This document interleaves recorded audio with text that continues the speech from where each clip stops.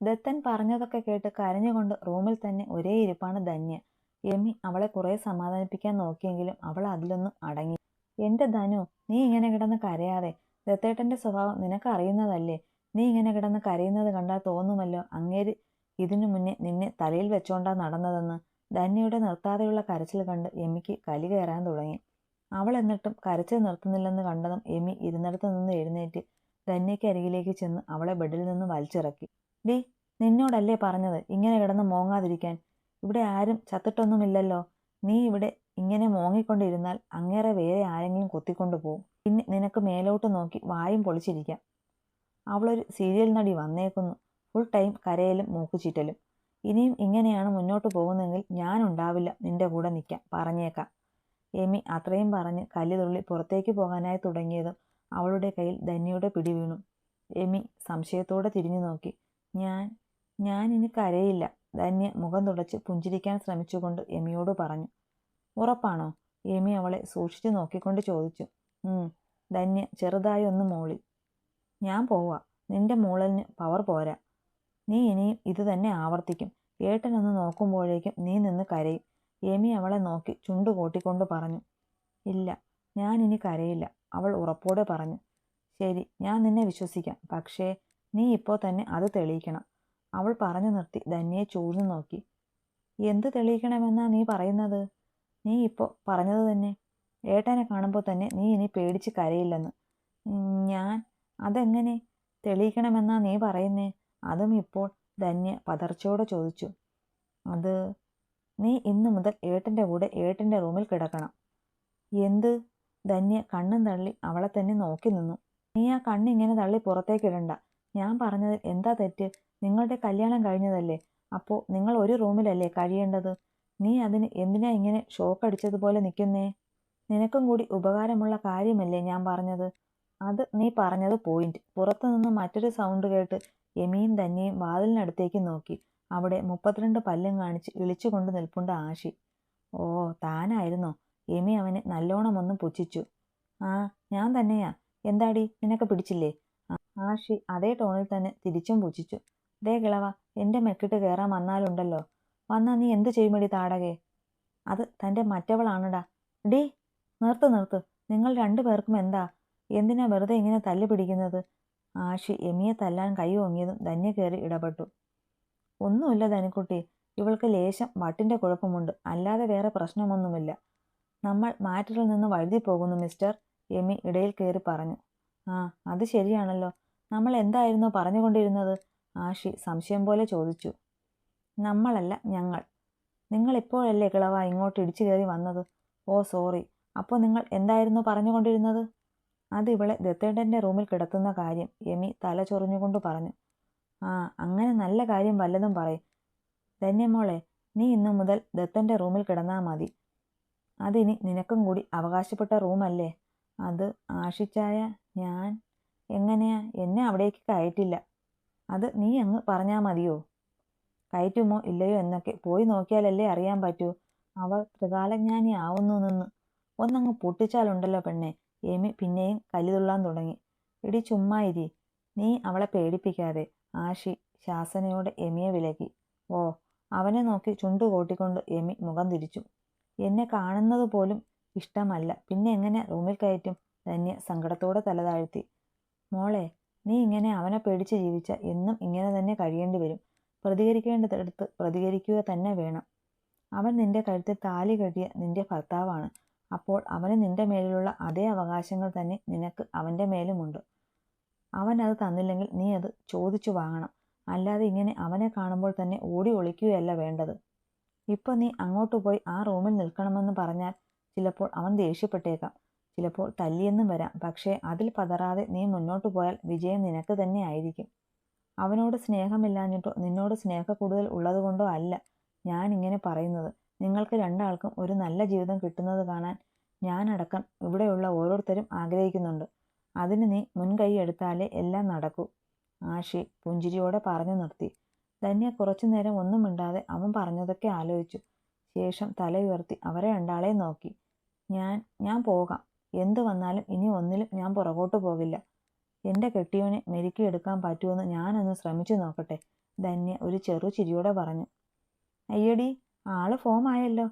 എൻ്റെ ആഷിച്ചായ, നിങ്ങൾക്ക് ഈ ഉപദേശം നേരത്തെ കൊടുക്കാൻ പാടില്ലായിരുന്നോ? യമി ധന്യയെ കളിയാക്കിക്കൊണ്ട് ആഷിയോട് ചോദിച്ചു. എല്ലാത്തിനും അതിൻ്റെതായ സമയമുണ്ട് ദാസ. ആഷി ഷർട്ടിൻ്റെ കോളർ പുറകിലേക്ക് പിടിച്ചിട്ട് ഒരു പിരിയം പൊക്കി അവളെ നോക്കി സൈറ്റ് അടിച്ചുകൊണ്ട് പറഞ്ഞു. അയ്യ, അല്ലാതെ നിങ്ങളുടെ പൊട്ട ബുദ്ധി നേരത്തെ ഉദിക്കാഞ്ഞിട്ടല്ല. യമി അവൻ്റെ ഷോ കണ്ട് അവൻ്റെ തലയ്ക്കിട്ടൊരു തട്ട് കൊടുത്തുകൊണ്ട് പറഞ്ഞു. ആഷിയുടെ മുഖം കാറ്റ് ഊരിവിട്ട ബലൂൺ പോലെയായി. അത് കണ്ട് ധന്യ പൊട്ടിച്ചിരിച്ചു. അവളുടെ ചിരി കണ്ട് യമിയും ആഷിയും അവളെ തന്നെ നോക്കി നിന്നു. അതേ മതി ചിരിച്ചത്, വാ ഏട്ടൻ്റെ റൂമിലേക്ക് പോകാം. അയ്യോ, ഇപ്പോഴോ? ധന്യ ഞെട്ടിക്കൊണ്ട് ചോദിച്ചു. പിന്നല്ലാതെ, ഇനി എപ്പോഴാ? സമയം എത്രയായി എന്ന് വെച്ചാ പൊന്നുമോളെ നിന്ന് ചിണുങ്ങുന്നേ. ഇങ്ങോട്ട് വാടി, നിന്നെ അവിടെ ആക്കിയിട്ട് വേണം എനിക്ക് ഉറങ്ങാൻ. കർത്താവേ, ഏട്ടൻ ഉറങ്ങിക്കാണല്ലേ? ധന്യയുടെ കൈ പിടിച്ച് വലിച്ച് പുറത്തേക്ക് നടന്നുകൊണ്ട് യമി പറഞ്ഞു. അവർ റൂമിന് പുറത്തേക്ക് ഇറങ്ങിയതും കണ്ടു മുകളിലേക്ക് കയറി വരുന്ന ആനിയെ. എങ്ങോട്ടാ എല്ലാം കൂടി? അവർ സംശയത്തോടെ മൂന്നിനെയും ഒന്ന് ചിറഞ്ഞു നോക്കി. അത് മമ്മി, ദാ ഇവളെ ദത്തൻ്റെ റൂമിലാക്കാനാ. ആഷി വേഗം തന്നെ ധന്യയെ ചൂണ്ടിക്കാട്ടി അവർക്കുള്ള മറുപടിയും കൊടുത്തു. അതെന്താ, അവൾക്ക് തനിച്ചു പോകാൻ അറിയില്ലേ അവളുടെ ഭർത്താവിൻ്റെ അടുത്തേക്ക്? അതല്ല മമ്മി, അവൾ ആദ്യമായിട്ടാ ദത്തേട്ടൻ്റെ റൂമിലേക്ക്. ഇവൾക്ക് ഒറ്റയ്ക്ക് പോകാൻ പേടിയാണെന്ന്. ദത്തേട്ടൻ പുറത്താക്കിയാലോ? ഓ അങ്ങനെ, അപ്പോൾ അതാണ് കാര്യം. എന്നാ വാ, ഞാൻ ആക്കിത്തരാം അവൻ്റെ റൂമിൽ. അവൻ നിന്നെ ഇറക്കി വിടുന്നത് എനിക്കൊന്ന് കാണണമല്ലോ. അയ്യവ, അത് പൊളിച്ചു. ഇന്ന് ദത്തൻ പെട്ടത് തന്നെ. ആഷി അവൻ്റെ സന്തോഷം പ്രകടിപ്പിക്കാൻ തുടങ്ങി. ആ, നീ ഇങ്ങനെ നടന്നോ. അവൻ പിടിച്ചുകൊണ്ട് വന്നിട്ടാണെങ്കിലും പെണ്ണ് കെട്ടി ഒരു കുടുംബമായി. എൻ്റെ മോന് മൂക്കി പല്ല് വിടുന്നത് വെറുതെ ഇങ്ങനെ സിംഗിൾ കളിച്ച് നടക്കാനാ യോഗം. ആനി ആഷിയെ നല്ലോണമൊന്ന് ആക്കി വിട്ടു. കളഞ്ഞു, എല്ലാ മൂടും കളഞ്ഞു, ആഷി നിരാശയോടെ പറഞ്ഞു. അത് കേട്ട് യമി വാപൊത്തി ചിരിക്കാൻ തുടങ്ങി. ചിരിക്കാതെടി മരയോന്തേ, നീയും ഇങ്ങനെ നടക്കുമ്പടി മൂത്ത് നരച്ച്, ആഷി യമിയുടെ ചെവിക്കരികിലേക്ക് വന്ന് പതിയെ പറഞ്ഞു. അത് കേട്ടത് യമിയുടെ ചിരി സ്വിച്ചിട്ട പോലെ നിന്നു. എന്നാ പിന്നെ നിങ്ങളിവളെ അവൻ്റെ അടുത്ത് കൊണ്ടാക്കും, ഞാൻ പോവാ. നല്ല ക്ഷീണം, ഒന്ന് ഉറങ്ങണം. അല്ലാതെ ദത്തനെ പേടിച്ചിട്ടൊന്നുമല്ല. അല്ലയോ ആഷിച്ചായ? പൊടി മറുതേ, നീ ഇന്ന് അവൻ്റെ കയ്യിൽ നിന്ന് മേടിച്ചു കൂട്ടുമടി. ഇത് പെണ്ണ് കത്താത്ത എൻ്റെ ശാപമാണടി. അതും പറഞ്ഞ് ആഷി താഴേക്ക് ഓടി. ധന്യയുമായി ദത്തൻ്റെ മുറിയിലേക്ക് പോയി വാതിൽ മുട്ടുകയാണ് ആനി. 1-2 തവണ മുട്ടിയപ്പോഴേക്കും ദത്തൻ വന്ന് ഡോർ തുറന്നു. മുന്നിൽ നിൽക്കുന്ന ആനിയെ കണ്ട് അവൻ സംശയത്തോടെ നോക്കി. എന്താ മമ്മി, എന്ത് പറ്റി? ഒന്നുമില്ല മോനെ, ഒരാളെ ഇവിടം വരെ കൊണ്ടുവിടാൻ വന്നതാ. കൊണ്ടുവിടാനോ? ആരേ? ദാ ഇവളെ. അതും പറഞ്ഞ് യമി ധന്യയെ വലിച്ചുകൊണ്ട് അവർക്കരികിലേക്ക് വന്നു. ഇവളോ? ഇവളെ എന്തിനാ ഇവിടെ കൊണ്ടുവന്ന് വിടുന്നത്? ദത്തൻ പല്ല് കടിച്ചുകൊണ്ട് ചോദിച്ചു. പിന്നെ നിന്റെ ഭാര്യയെ ഇവിടെ അല്ലാതെ വേറെ വല്ലവൻ്റെയും കൂടെ കൊണ്ട് നിർത്താൻ പറ്റുമോ? മാറി നിൽക്കടാ മുന്നീന്ന്. അതും പറഞ്ഞ് ദത്തനെ മുന്നിൽ നിന്നും തള്ളി നീക്കി അവർ അവളെയും കൊണ്ട് അകത്തേക്ക് കയറി. മമ്മി, മമ്മി എന്തൊക്കെയായി ചെയ്യുന്നേ? എനിക്ക് പറ്റില്ല ഇവളെ ഇവിടെ നിർത്താൻ. മമ്മി ഇവളെയും കൊണ്ട് പോകാൻ നോക്ക്. എവിടെ പോകാൻ? ഇവളെ എങ്ങോട്ടും പോണില്ല, ഇവിടെ തന്നെ കിടക്കും നിന്റെ കൂടെ. ഇന്നു മുതൽ ഇത് തന്നെയാ ഇവളുടെ മുറി. എന്താ, നിനക്ക് എന്നെ എതിർക്കണമെന്ന് തോന്നുന്നുണ്ടോ? ആര്യയുടെ സംസാരം കേട്ട് മറുപടി പറയാതെ ദത്തൻ തനിയെ നോക്കി കണ്ണുരുട്ടിക്കൊണ്ട് പല്ല് കടിച്ചു. അവൻ്റെ നോട്ടം കണ്ട് അവൾ അപ്പോൾ തന്നെ അവനിൽ നിന്ന് നോട്ടം മാറ്റി. അവളെ നോക്കി പേടിപ്പിക്കാതെ ഞാൻ ചോദിച്ചതിനുള്ള മറുപടി പറയ് ദത്താ. എന്നെ എതിർക്കണമെന്ന് തോന്നുന്നുണ്ടോ നിനക്ക്? അങ്ങനെയാണെങ്കിൽ ഞാൻ പോയേക്കാം, ഇവളെയും കൊണ്ടുപോകാം. പക്ഷേ പിന്നെ ഒരിക്കലും ഈ മമ്മിയെ കാണാൻ വരരുത്. മമ്മി, അവൾ പറഞ്ഞത് കേട്ട് ദത്തൻ ഞെട്ടലോടെ അവരെ വിളിച്ചു. എനിക്ക് സമ്മതമാണ്, ദത്തൻ താല്പര്യമില്ലാതെ പറഞ്ഞു. അവൻ സമ്മതം അറിയിച്ചതും ആനയുടെ ചുണ്ടിൽ ഒരു പുഞ്ചിരി വിരിഞ്ഞു. അവർ വേഗം ദത്തൻ കാണാതെ അത് മറച്ചു പിടിച്ചു. ഒന്ന് മൂളിക്കൊണ്ട് അവർ തിരിഞ്ഞ് ധന്യയെ നോക്കി. അവൾ അവരെ ദയനീയമായി നോക്കി. ആനി അവളുടെ കവിളിൽ അരുമയായി തലോടി. മോള് കിടന്നോ? നേരം ഒത്തിരിയായി. അവളൊന്ന് മൂളുക മാത്രം ചെയ്തു. അവളെ അവിടെ നിർത്തി യമിയും ആനിയും പുറത്തേക്കിറങ്ങി. അവർ പോയതും ദത്തൻ വേഗം പോയി ഡോർ ലോക്ക് ചെയ്തിട്ട് അവൾക്കരിയിലേക്ക് പാഞ്ഞെടുത്തു. ധന്യ പകച്ചുകൊണ്ട് അവനെ നോക്കി ഉമിനീരിറക്കി. തൻ്റെ അടുത്തേക്ക് പാഞ്ഞു വരുന്ന ദത്തനെ കണ്ട് ധന്യ പേടിയോടെ പിന്നിലേക്ക് നീങ്ങി. അവളുടെ ശ്രമത്തെ പാടെ തടഞ്ഞുകൊണ്ട് അവൻ അവളുടെ ഇടുപ്പിലൂടെ കൈചുറ്റി അവനിലേക്ക് വലിച്ചടുപ്പിച്ചു. ധന്യ ഏങ്ങിക്കൊണ്ട് ഒന്ന് ഉയർന്നു പൊങ്ങി. അവൾ പകച്ചുകൊണ്ട് അവൻ്റെ മുഖത്തേക്ക് നോക്കി. തന്നെ ചുട്ടരിക്കാനുള്ള ദേഷ്യം ആ കണ്ണുകളിൽ അവൾക്ക് കാണാം. അവൾ ഭയത്തോടെ ഉമിനീരിറക്കി. മമ്മിയെ കയ്യിലെടുത്ത് എൻ്റെ റൂമിൽ വരെ എത്തിയല്ലേ നീ? ചോദിക്കുന്നതിനോടൊപ്പം അവൻ്റെ കൈ അവളുടെ ഇടുപ്പിൽ മുറുകി. അവൾ വേദന കൊണ്ട് അറിയാതെ വിളിച്ചുപോയി. അവൻ്റെ കൈപ്പിടിയിൽ നിന്നും അവൾ ശക്തിയായി കുതറി. പക്ഷേ ദത്തൻ അവളെ വിട്ടില്ല. അവളിലുള്ള അവൻ്റെ പിടി കൂടുതൽ മുറുകി. എന്നെ വിട്, വേദനിക്കുന്നു. അവൾ അവൻ്റെ കൈ പിടിച്ചു മാറ്റാൻ ശ്രമിച്ചുകൊണ്ട് ഇടറുന്ന സ്വരത്തിൽ പറഞ്ഞു. അങ്ങനെ പറഞ്ഞാൽ എങ്ങനെ ശരിയാകും ശ്രീധന്യ? നമ്മൾ ഭാര്യ ഭർത്താക്കന്മാരല്ലേ? അപ്പോൾ ഞാനിന്ന് തൊട്ടാൽ അപ്പോഴേ വേദനിക്കുന്നു എന്നൊക്കെ പറഞ്ഞാൽ എങ്ങനെയാ ശരിയാവണേ? നീ എൻ്റെ ഒപ്പം ഇവിടെ കിടക്കാൻ വന്നതല്ലേ? അതായത് നമ്മുടെ കല്യാണം കഴിഞ്ഞിട്ട് നീ ആദ്യമായിട്ടല്ലേ എൻ്റെ റൂമിൽ വരുന്നത്? അപ്പോൾ ഇന്ന് നമ്മുടെ ഫസ്റ്റ് നൈറ്റ് അല്ലേ? അവൻ അവളെ ഒന്ന് ചൂഴ്ന്നു നോക്കിക്കൊണ്ട് പറഞ്ഞു. അത് കേട്ടതും അത്രയും നേരം അവൻ്റെ കൈപ്പിടി കുതറിക്കൊണ്ടിരുന്ന ധന്യ പെട്ടെന്ന് ഞെട്ടി അവൻ്റെ മുഖത്തേക്ക് നോക്കി. അവൻ്റെ കണ്ണുകളിൽ കാണുന്ന ഭാവം എന്തെന്ന് മനസ്സിലാക്കാൻ അവൾക്ക് കഴിഞ്ഞില്ല. അവൾ അവൻ്റെ കണ്ണുകളിൽ തന്നെ നോക്കി പേടിയോടെ നിന്നു. ധാവണി ഷാളിനിടയിലൂടെ അവളുടെ നഗ്നമായ ഇടുപ്പിൽ ദത്തൻ കൈകൊണ്ട് പരതി. അവൻ്റെ കൈയുടെ ചൂട് ഇടുപ്പിൽ അറിഞ്ഞതും അവളൊന്ന് പിടഞ്ഞുകൊണ്ട് അവൻ്റെ ടീഷർട്ടിൽ അള്ളിപ്പിടിച്ചു. അവളുടെ കണ്ണുകൾ നിറഞ്ഞൊഴുകി. അവളുടെ ശരീരം ആലില പോലെ വിറയ്ക്കാൻ തുടങ്ങി. എന്നെ ഒന്നും ചെയ്യല്ലേ, അവൾ വിറയുന്ന സ്വരത്തോടെ പറഞ്ഞു. അവളുടെ വിറയൽ വ്യക്തമായി തന്നെ ദത്തന് അറിയാൻ കഴിയുന്നുണ്ടായിരുന്നു. അവൻ അവളുടെ മുഖത്തേക്ക് സൂക്ഷിച്ചു നോക്കി. കണ്ണുകൾ ഇറുക്കി അടച്ചിട്ടുണ്ട്. അടച്ചു പിടിച്ച കണ്ണുകളിൽ നിന്ന് കണ്ണുനീർ ചാലിട്ടൊഴുകുന്നു. മൂക്കും തുമ്പും ചുണ്ടുകളും വിറകൊള്ളുന്നുണ്ട്. അവൻ അവളെ നോക്കി ഒന്ന് പുച്ഛിച്ചു ചിരിച്ചു. എന്തുപറ്റി ശ്രീധന്യ, പേടിച്ചു പോയോ? അതേ പുച്ഛഭാവത്തോടെ അവൻ അവളോട് ചോദിച്ചു. അവൻ്റെ ചോദ്യം കേട്ട് അവൾ പതിയെ കണ്ണു തുറന്ന് അവനെ നോക്കി.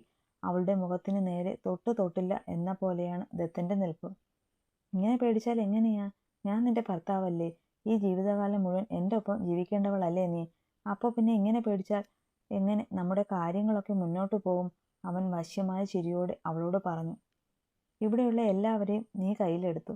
എന്നെയും കയ്യിലെടുക്കാൻ നീ കണ്ടെത്തിയ പുതിയ വഴിയാണോ ഇത്? ആണോടി?